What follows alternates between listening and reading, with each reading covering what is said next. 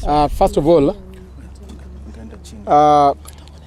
we want to tell Kenyans that what you've seen today here is the true position of Kenya Kwanza. First, you have been having a misconception of a divided Kenya Kwanza. You have seen today, we have made a presentation of a unified front.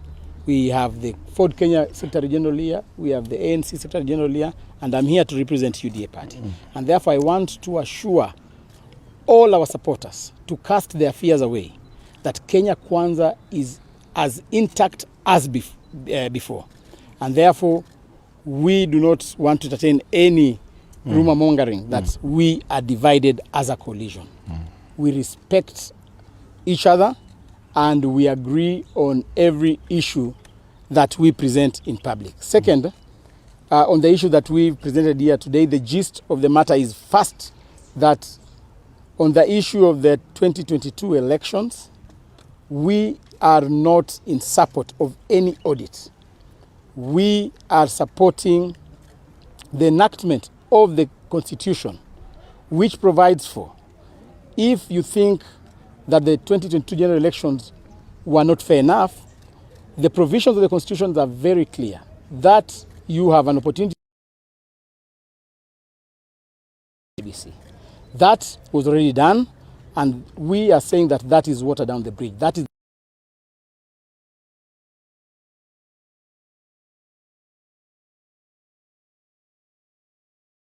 to discuss and audit the electoral process of Kenya, because we need to be as fair as possible in the subsequent in support of the entrenchment and establishment of the two offices. First, the Prime Cabinet Secretary's office, we are supporting that.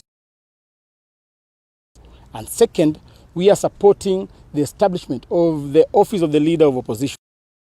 We'll ensure that we do away with the winner takes it all mentality after an election. We want our country to feel more inclusive moving forward.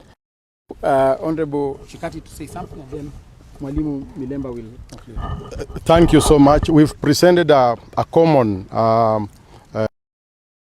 between the Ford Kenya, UDA and ANC as the three teams in the alliance, and we've presented that. One of the things that we've touched on is about enhancing political competition within our parties, strengthening those political pillars towards strengthening a strong coalition. That we've said, and we also talked about really respecting individuals' right to choose political parties of their choice as enshrined in the law. And so that has been our presentation.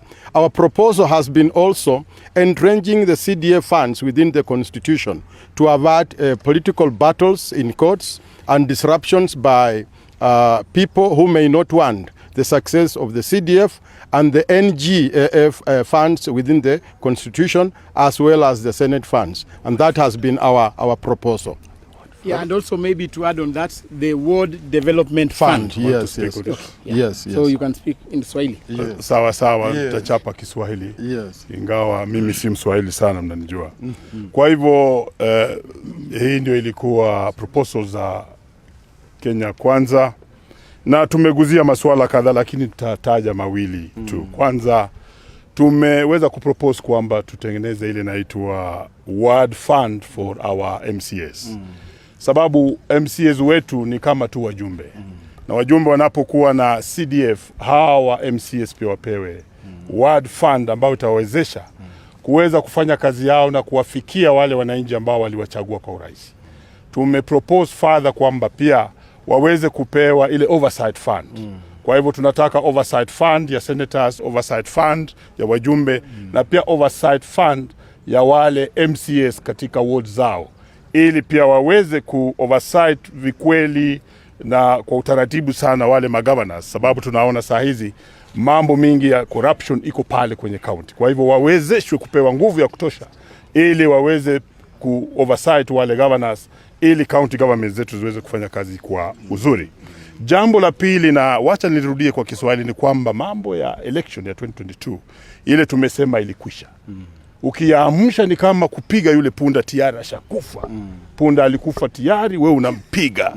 Kwa hivyo yale tumesema tusirudie, lakini kawaida huwa ni kazi ya IBC kuangalia vile walifanya mwaka uliopita ili waweze kujifunza vile watafanya ile vizuri hapo mbeleni. Hiyo tumesema ni sawa, ili waweze kujua ni kwamba wataweza kuimprove namna gani. Tumeguzia swala pia la ile mipaka ambao ulisikia watu wakisema tunataka constituencies, tunataka zingine zitolewe, wengine wanataka counties. Tumesema hii ni mwaka ya mwisho ambayo natakana ile IBC iweze kufanya delimitation of boundaries. Na tumebaki na miezi michache kabisa. Kikatiba inatakana hii ifanyike kati ya mwaka wa 8 na mwaka wa 12. Saa hizi tuko katika mwaka wa 12. Kumbuka pia inatakana ifanywe miezi 12 kabla ya uchaguzi. Kwa hivyo tumesema kwamba hii iweze kufanywa, na tumeambia bunge pamoja na executive waweze kutoa pesa wape IBC na itengenezwe mapema ili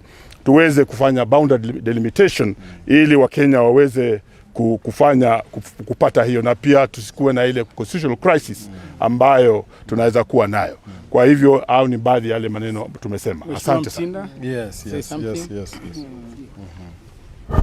As a coalition, we've been able to present on the 2-3 gender rule, and what we feel is that currently, as we speak, in Parliament, we are not legally constituted as required as far matters to that gender rule is concerned.